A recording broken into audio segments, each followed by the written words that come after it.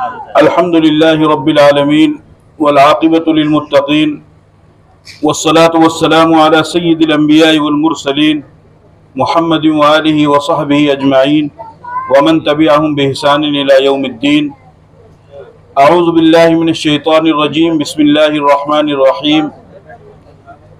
कुल्लु मन अलैहा फ़ान व यबक़ा वजहु रब्बिका ज़ुल जलालि वल इकराम। वक़ाल नबी सल्लल्लाहु तबारक व तआला अलैहि वसल्लम मन कान आखिरु कलामिही ला इलाहा इल्लल्लाहु दखलल जन्नह औ कमा क़ाल अलैहि सलातु वस्सलाम। अक़ीदत के साथ, एहतराम के साथ, अज़मत के साथ, इबादत की नीयत से सभी हजरात एक मरतबा दुरूद शरीफ पढ़ें। अल्लाहुम्मा सल्लि अला मुहम्मदिन व अला आलि मुहम्मदिन कमा सल्लैता अला इब्राहीम व अला आलि इब्राहीम इन्नका हमीदुम मजीद। अल्लाहुम्मा बारिक अला मुहम्मदिन व अला आलि मुहम्मदिन कमा बारकता अला इब्राहीम व अला आलि इब्राहीम इन्नका हमीदुम मजीद।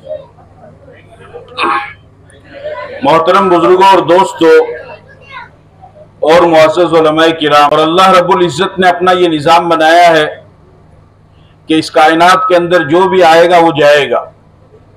जितनी भी मखलूक़ात इस दुनिया के अंदर हैं और जितनी भी मखलूक़ात अल्लाह ताला ने बनाई है, चाहे वो छोटी हो या बड़ी हो, जिस चीज़ के अंदर अल्लाह ताला ने रूह रखी है, जिस चीज़ के अंदर अल्लाह ताला ने जान रखी है, उन तमाम चीज़ों को अपने अपने वक्त पर अपनी जानों को देना होगा। जिस जान को पैदा करने वाले ने पैदा किया और जान देने वाले को जान देनी होगी, चाहे वो फरिश्ते हों या जिन्नात हों या इंसान हो या जानवर हो। अल्लाह ताला ने अपना ये निज़ाम बनाया है इसलिए कि बाकी रहने वाली ज़ात हमेशा हमेश के लिए वो सिर्फ़ और सिर्फ अल्लाह रब्बुल इज़्ज़त की है, अल्लाह के अलावा किसी की भी नहीं। कुरान करीम में अल्लाह ताला फरमाते हैं कुल्लु मन अलैहा फ़ान व यबक़ा वजहु रब्बिका ज़ुल जलालि वल इकराम फ़बिअय्यि आलाइ रब्बिकुमा तुकज़्ज़िबान। कि हर चीज़ पर फना तारी होगी, यानी हर चीज़ अपने वक्त पर ख़त्म होगी, कोई चीज़ भी बाकी नहीं रहेगी और सिर्फ तेरे रब का जो जलाल है, इकराम है, वो बाकी रहेगा। इस दुनिया के अंदर हर एतबार से बड़े बड़े लोग दुनिया के अंदर आए, जिन्होंने अपने हुनर का और अपने फ़न का लोगों के सामने लोहा मनवाया। बड़े बड़े ताकतवर लोग भी आए, बड़ी हुकूमत करने वाले भी लोग आए, बड़ी दौलत वाले लोग भी आए।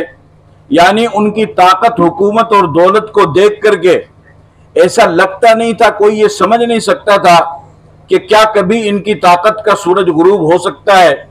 उनकी ताकत को देख करके ये लोग ये समझते थे कि शायद इनसे बड़ा ताकतवर न ज़मीन पर कोई है, न आसमान पर कोई है, और इनकी ताकत का सूरज कभी गुरूब नहीं होगा। और शायद ये इतने ज़्यादा बड़े ताकतवर हो चुके हैं कि हो सकता है कि ये मौत को भी मात दे दें और मौत को भी चकमा दे दें और मौत को भी धोखा दे दें और मौत भी इनके करीब तक ना आए। उनकी ताकत को देख करके ऐसा लगता था। चुनांचे जब आप कुरान करीम का मुताला करेंगे, हदीस का मुताला करेंगे, तो आपको मालूम होगा कुरान करीम में अल्लाह ताला ने एक कौम के हालात को बयान किया है जिसको कौम आद कहा जाता है। कौम आद को अल्लाह ताला ने बहुत बड़ी ताकत अता फरमाई, बहुत बड़ी कुव्वत के वो मालिक थे, बहुत बड़े ताकत वाले वो लोग थे। उसका अंदाजा आप इस बात से लगाइए कि अगर आज हमें कोई चीज़ बनानी हो, किसी चीज़ की तामीर करनी हो या तखरीब करनी हो, किसी चीज़ की इस्लाह करनी हो या उसमें इफसाद करना हो, उसको बनाना हो या बिगाड़ना हो, तो हमें उस चीज़ को बनाने या बिगाड़ने के लिए आले की ज़रूरत पड़ती है, जरिया और वसीले की ज़रूरत पड़ती है। बगैर आले के हम उस चीज़ को ना बना सकते हैं ना बिगाड़ सकते हैं। मिसाल के तौर पर अगर आपको तामीर करनी है तो तामीर के लिए आपको आले की ज़रूरत पड़ेगी, या इसी तरीके से आपको पत्थर अपने मकान में लगाने के लिए पत्थर चाहिए, तो उस पत्थर की कटिंग करनी पड़ेगी। उस कटिंग के लिए आपको आला चाहिए, मशीन चाहिए, ऐसी मशीन चाहिए कि जो साइज के हिसाब से सही तरीके से उस पत्थर की कटिंग कर दे। इसी तरीके से आपको पहाड़ तोड़ना है, पहाड़ को तोड़ करके पहाड़ में से रास्ता बनाना है, उसमें से ट्रेन के लिए रास्ता निकालना है या दूसरी गाड़ियां गुजरने के लिए उसमें से रास्ता निकालना है। तो जाहिर सी बात है आज के जमाने में अगर उस काम को किया जाए तो आप अंदाजा लगा सकते हैं कि उसके लिए कितनी बड़ी बड़ी मशीनों की जरूरत पड़ेगी और कितने बड़े बड़े आलात की जरूरत पड़ेगी। उसके लिए बुलडोजर को लाया जाएगा, जेसीबी को लाया जाएगा, क्रेनों को लाया जाएगा और ना जाने कितने बड़े बड़े आलात को और मशीनों को लाया जाएगा और उन मशीनों के जरिए से उस पहाड़ को तोड़ करके उसमें रास्ता बनाया जाएगा। लेकिन आप अंदाजा लगाइए कि कौम आद को अल्लाह रब्बुल इज्जत ने ऐसी जबरदस्त ताकत अता फरमाई थी कि कौम आद को जब मकान बनाना होता और पहाड़ों को उनको तराशना होता तो उनको किसी बड़े और छोटे आले की जरूरत तो दूर की बात है, बल्कि अल्लाह ताला ने उनके हाथों की उंगलियों में इतनी ताकत रखी थी कि वो अपने हाथों की उंगलियों से उस पहाड़ को तराशते और उसमें अपना मकान बना देते। कैसी ताकत अल्लाह ने उनको अता फरमाई कि पहाड़ जैसे मजबूत चट्टान पत्थर वाले पहाड़ों को अपने हाथों की उंगलियों से उसको तराशते हैं, उसका दरवाजा बनाते हैं, खिड़की बनाते हैं, मकान बनाते हैं, तामीर करते हैं। जिस तरीके से उनको बनाना होता था बगैर किसी आले के सिर्फ और सिर्फ अपने हाथों की उंगलियों से तराश करके उसको बनाते थे। कमा अहलकना क़ब्लहुम मिन क़र्निन अशद्दु मिनहुम बत्शन फनक़्क़बू फिल बिलाद हल मिन महीस। ऐसी ताकत अल्लाह ने उनको अता फरमाई। जब कौम आद ने देखा कि हमसे पहले ऐसी ताकत किसी को नहीं मिली और हमको हमारे पास में ऐसी ताकत है, इतनी बड़ी ताकत है कि हम पहाड़ों को तराश करके उसमें अपने हाथों की उंगलियों से मकान बना लेते हैं, तो फिर उनको तकब्बुर आया और उन्होंने दावा कर दिया और उन्होंने ये कहा कि अगर कोई हमसे ज्यादा ताकत वाला है तो वह हमारे सामने आए और हमसे ताकत में मुकाबला करके दिखाए। अल्लाह पाक एक उसूल याद रखो, अल्लाह पाक किसी भी इंसान को या किसी भी कौम को ताकत भी देता है, हुकूमत भी देता है, दौलत भी देता है और अल्लाह ये किसी को भी दे सकता है। उसके लिए ईमान का होना जरूरी नहीं है, गैर ईमान वाले को भी ये चीज मिल सकती है कि वो ताकत के एतबार से भी बड़ा हो, हुकूमत के एतबार से भी बड़ा हो, दौलत के एतबार से भी बड़ा हो, शोहरत के एतबार से भी बड़ा हो, इज्जत के एतबार से भी बड़ा हो, सल्तनत के एतबार से भी बड़ा हो, सेहत के एतबार से भी बड़ा हो। जिंदगी के हर मैदान में अल्लाह उसको मोहलत देता है, वो बड़ा हो सकता है और अल्लाह उसको खूब बढ़ाता है, उसको खूब बढ़ाता है, उसको खूब अल्लाह तरक्की देता है। लेकिन अल्लाह की पकड़ उस वक्त आती है कि जब वो लोग या वो इंसान या वो कौम दो काम करते हैं, तब अल्लाह की पकड़ आती है। एक तो ये कि जो सालाहियत और जो कैपेसिटी और जो इस्तेदाद अल्लाह ताला ने उस कौम को दी है, अगर वो कौम उस कैपेसिटी उस सलाहियत के मिलने पर तकब्बुर करने लग जाए और घमंड करने लग जाए और ये समझने लग जाए कि अब हमारी जो सलाहियत हमारे पास में है और जो फन हमारे पास में है, जो हुनर हमारे पास में है, जो नियामत हमारे पास में है, वो दुनिया में किसी के पास भी नहीं है, और उस हुनर को देख करके वो दूसरों को हकीर समझने लग जाए, दूसरों को जलील समझने लग जाए, दूसरों को कमतर समझने लग जाए। जब कोई कौम ये काम करती है कि अल्लाह की तरफ से मिली हुई उस नियामत पर तकब्बुर अदा करती है बजाय शुक्र अदा करने के, तो अल्लाह की पकड़ आती है। उससे पहले अल्लाह पकड़ नहीं करते हैं। और दूसरा जब जो सलाहियत अल्लाह ने उस कौम को दी है, अगर वो कौम अपनी उस सलाहियत का गलत इस्तेमाल करने लग जाए और उस सलाहियत की बुनियाद पर अगर वो कौम दूसरे लोगों पर, कमजोर लोगों पर, अपनी बिरादरी के अलावा के लोगों पर या अपने कबीले के अलावा के लोगों पर या अपनी बस्ती के अलावा के लोगों पर अगर वो कौम जुल्म करने लग जाए, तो जब जुल्म शुरू होता है तो फिर अल्लाह ताला की पकड़ आती है। वरना अगर अल्लाह ने आपको ताकत अता फरमाई है, आप अगर उस ताकत का इस्तेमाल करेंगे, उसमें तकब्बुर नहीं करेंगे और लोगों पर उस ताकत का गलत इस्तेमाल नहीं करेंगे, लोगों पर जुल्म नहीं करेंगे, अल्लाह आपकी ताकत को और बढ़ाएगा। अगर अल्लाह ने आपको हुकूमत अता फरमाई है, उस हुकूमत के नशे में आकर के अगर आप तकब्बुर नहीं करेंगे और रियाया के ऊपर, जनता के ऊपर जुल्म नहीं करेंगे, अल्लाह आपकी हुकूमत को और भी आगे बढ़ाएगा। अगर अल्लाह ने आपको दौलत अता फरमाई है, उस दौलत के नशे में आकर आप तकब्बुर नहीं करेंगे और उसकी वजह से गरीबों पर, मजलूमों पर जुल्म नहीं करेंगे, तो अल्लाह आपकी दौलत को और भी आगे बढ़ाएगा।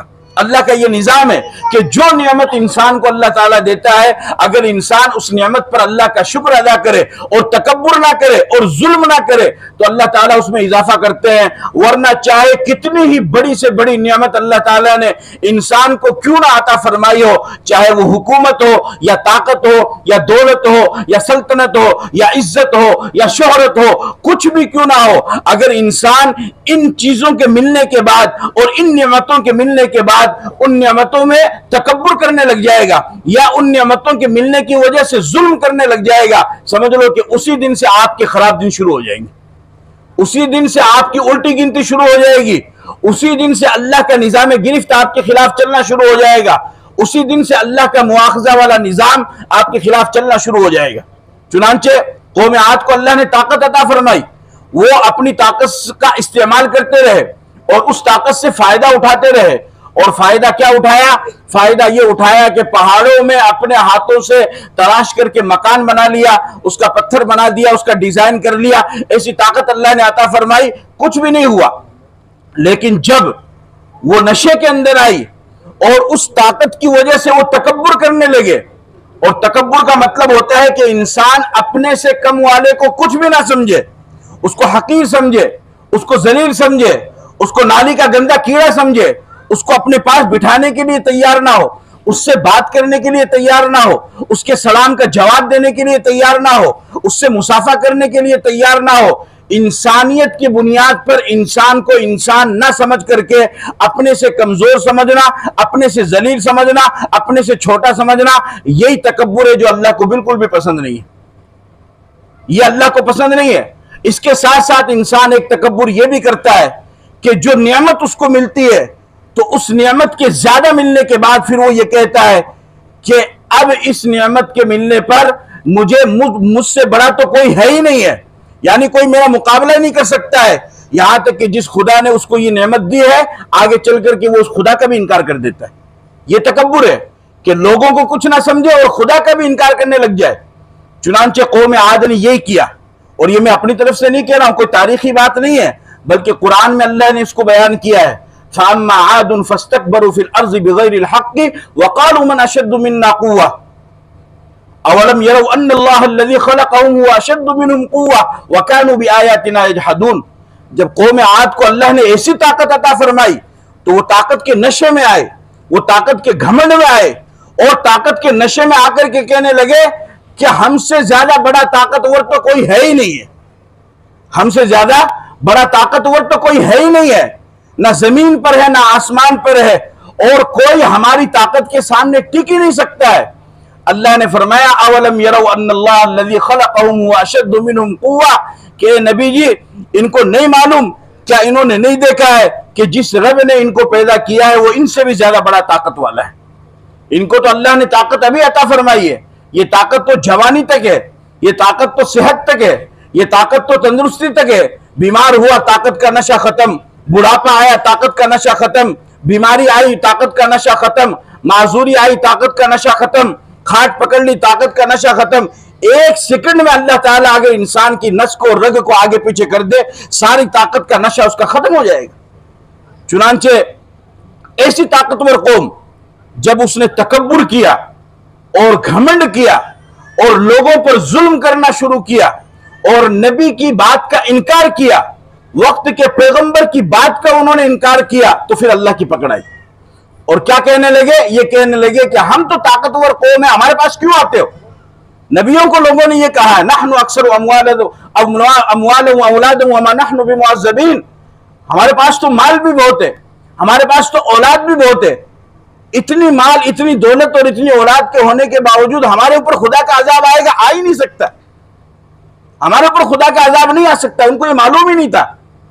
अब आप अंदाजा लगाइए कि इतनी ताकतवर कौम जो हो कि जो पहाड़ों में सिर्फ अपने हाथों की उंगलियों से तराश करके मकान बना ले और पहाड़ों को खोद करके रास्ता बना ले, उनको अगर सजा देनी हो या उनको मारना हो या उनको खत्म करना हो तो उसके लिए उससे डबल ताकत की जरूरत पड़ेगी या नहीं? बोलो भाई, पड़ेगी कि नहीं? और अगर हम लोगों को यह काम करना हो तो हम कितनी तदबीर करें, कितनी प्लानिंग करें कि यार किस तरीके से हम इसको खत्म करें, किस तरीके से हम इसको मिटाएं, कि इसकी तो ताकत ही बहुत ज्यादा है। लेकिन अल्लाह रब्बुल इज्जत ने जैसी जबरदस्त ताकत उनको अता फरमाई थी, उनसे ही मामूली और हल्के अजाब से उस पूरी कौम को तहस नहस कर दी, हल्के से अजाब से। और वो अजाब क्या था?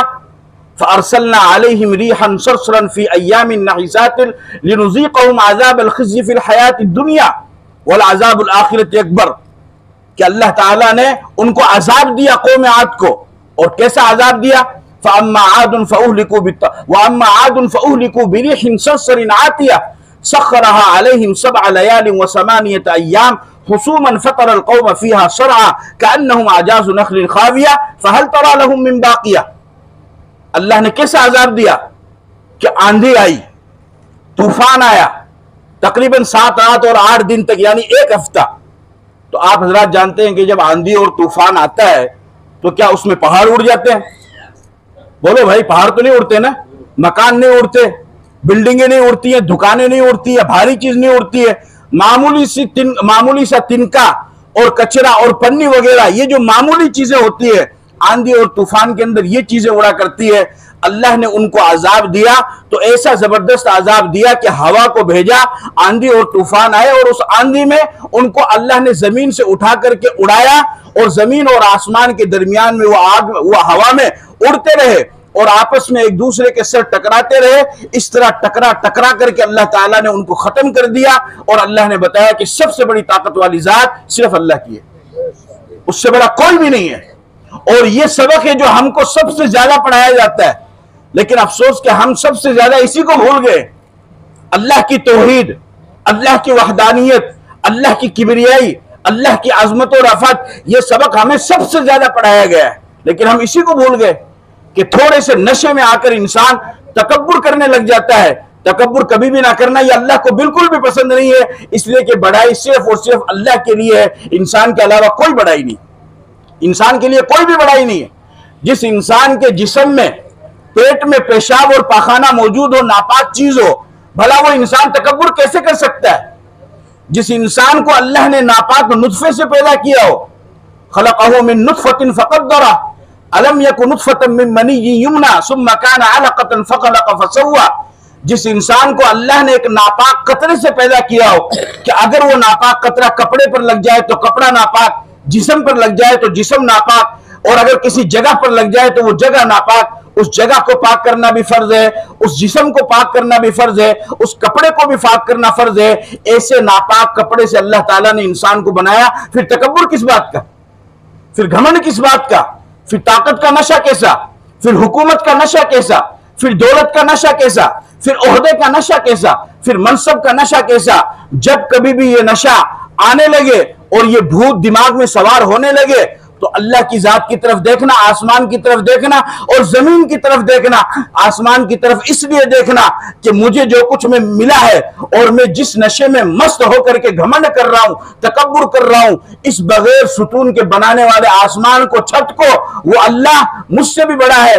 और जमीन की तरफ इसलिए देखना ताकि ये मालूम हो कि मैं कितना ही तकब्बुर कर लूं या कितना ही ज्यादा मैं दुनिया में तरक्की कर लूं, मुझे मर करके इसी जमीन में जाना है, इसी की गिज़ा बननी है, जहां पर सिर्फ मेरे अमाल काम आएंगे, मालो दौलत कोई काम नहीं आएगा। ये समझने की बात। चुनांचे अल्लाह ताला ने उनको अजाब दिया और उनको ये चीज बताई, और सबसे ज्यादा जो सबक दिया गया है वो किबरियाई का दिया गया है।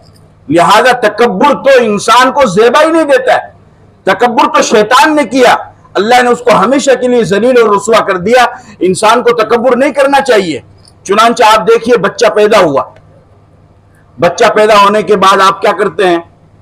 इमाम साहब को बुला करके लाते हैं, मौलाना साहब को बुला करके लाते हैं। मौलाना साहब उस बच्चे के कान में क्या करता है? दाएं कान में अजान पढ़ता है और बाएं कान में तकबीर पढ़ता है। अजान में क्या कहा जाता है? अल्लाहु अकबर, अल्लाह सबसे बड़ा है। फिर उसके बाद बाएं कान में क्या कहा जाता है? अल्लाहु अकबर, अल्लाह सबसे बड़ा है। अब ये बच्चा बड़ा हुआ, बड़ा पला, यहां तक कि बालिग हो गया।